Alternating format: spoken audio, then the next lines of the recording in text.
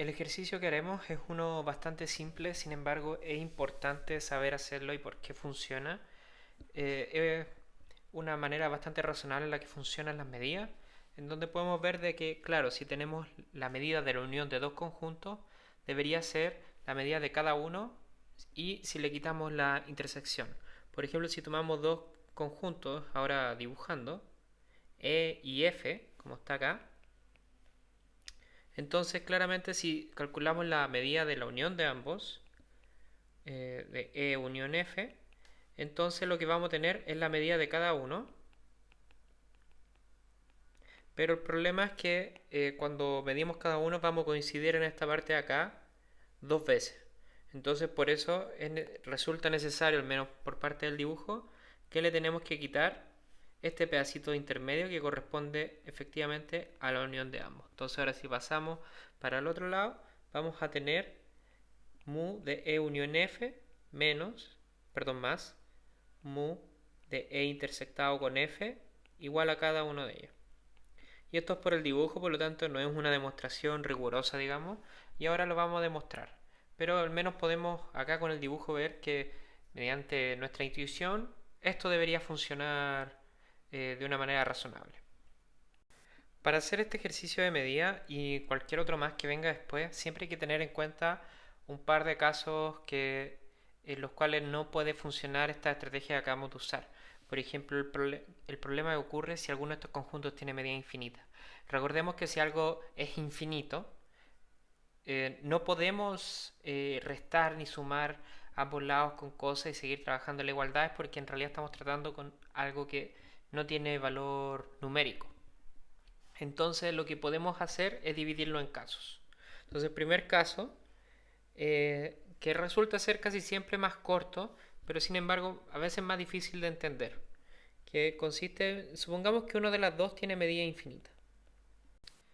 De este modo, lo que tenemos es que como E unión F contiene a E, entonces la medida de E tiene que ser más pequeña, ¿no es cierto?, que la medida de E unión F. Por lo tanto, la medida de E unión F también es infinita.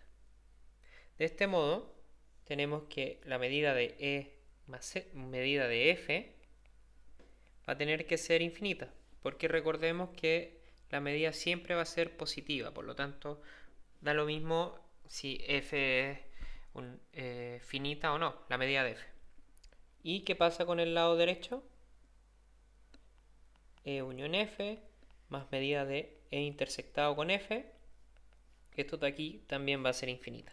Y recordemos que todo es por la misma razón, E intersectado con F.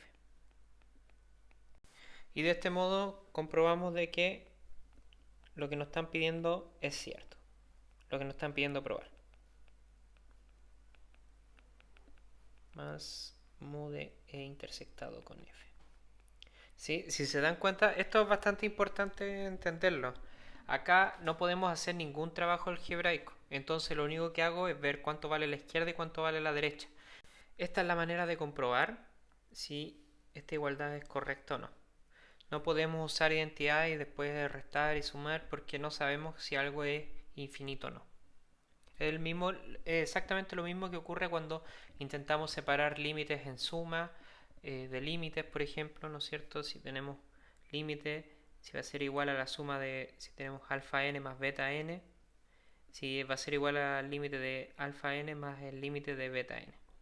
Es lo mismo que ocurre. Podemos hacer eso si sabemos que ambas cositas son finitas.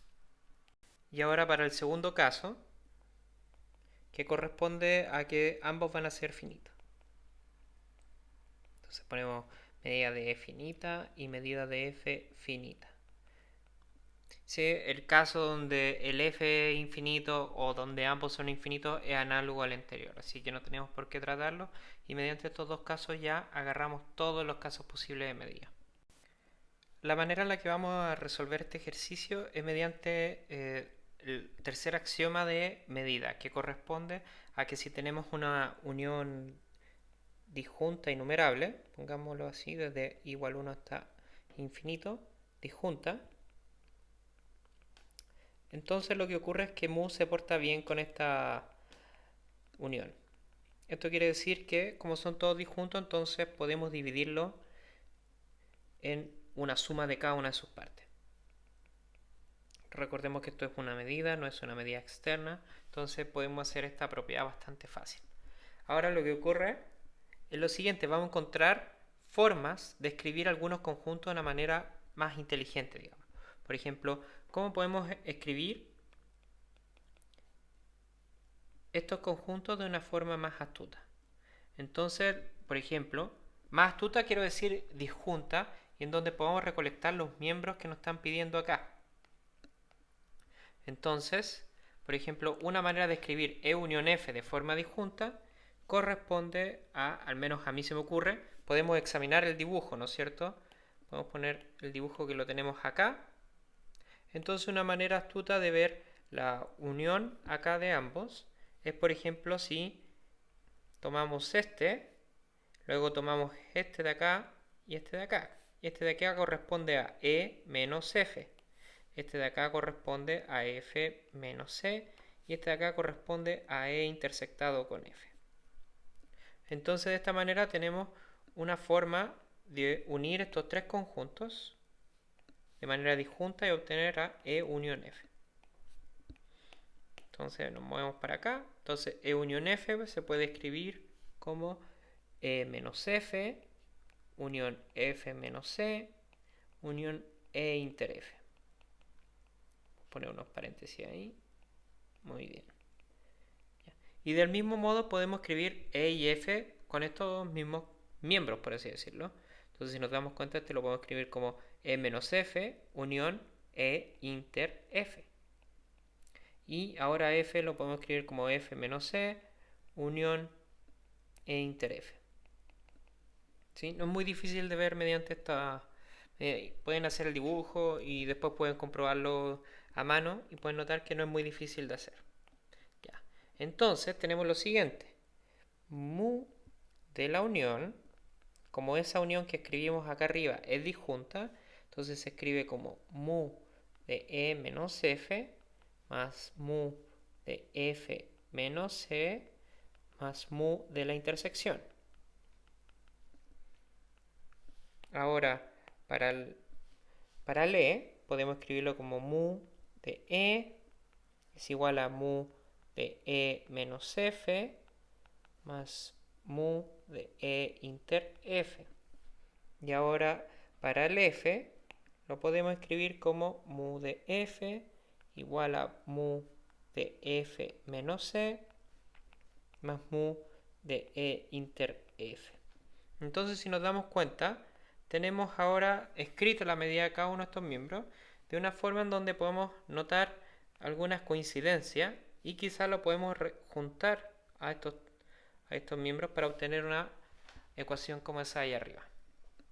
Entonces, por ejemplo, lo que podemos hacer es tomar la ecuación morada de la unión y ver si ahí podemos recolectar algo. Porque, por ejemplo, algo que nos podemos dar cuenta inmediatamente es que de la segunda y de la tercera obtenemos cosas como mu de la intersección va a ser igual a mu de E menos mu de E menos F. Y del mismo modo tenemos que acá la intersección se puede escribir como mu de F menos mu de F menos C. Entonces en realidad lo que tenemos es un sistema de ecuaciones y aquí hay que ver en qué parte podemos achuntar, por así decirlo, y mezclarlo todo y nos da la ecuación de arriba. Entonces lo que voy a hacer es tomar la ecuación morada, la de la unión, y voy a transcribirla usando estas cositas que obtuvimos acá. Ya. Entonces tomamos mu de E unión F va a ser igual a mu de E menos F más mu de F menos C.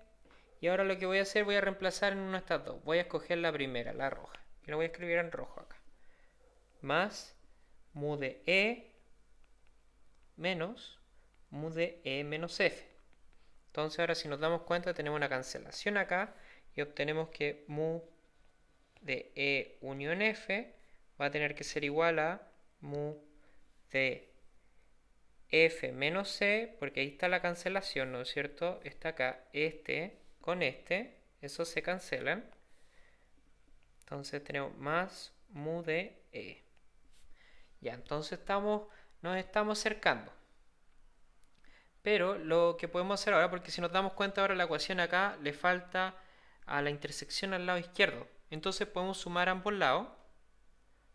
Podemos sumar mu de e inter f y así usamos la ecuación azul.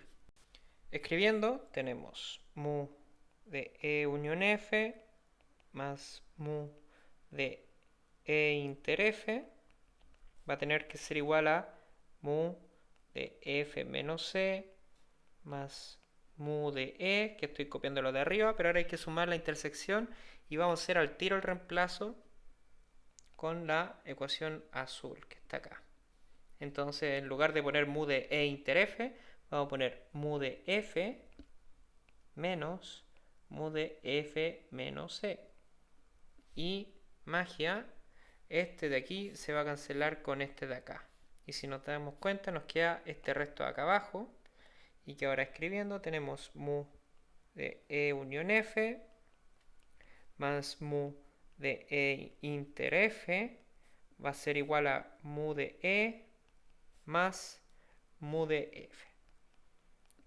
Y si nos damos cuenta, todo esto fue legal porque al ser e y f finitos, podemos pasar sumando y restando las medidas como queramos. Es importante esto porque si nos damos cuenta, todo esto de acá, todos estos conjuntos de acá son subconjuntos, entonces cada uno también tiene medida finita. Un subconjunto, un conjunto de medida finita tiene medida finita, entonces podemos hacer todos estos intercambios, podemos pasar restando. O sea, el paso importante fue este de acá, en donde fue donde es necesaria la condición de que las medidas sean finitas. Si no es así, entonces no podemos asegurar ninguna de estas cosas.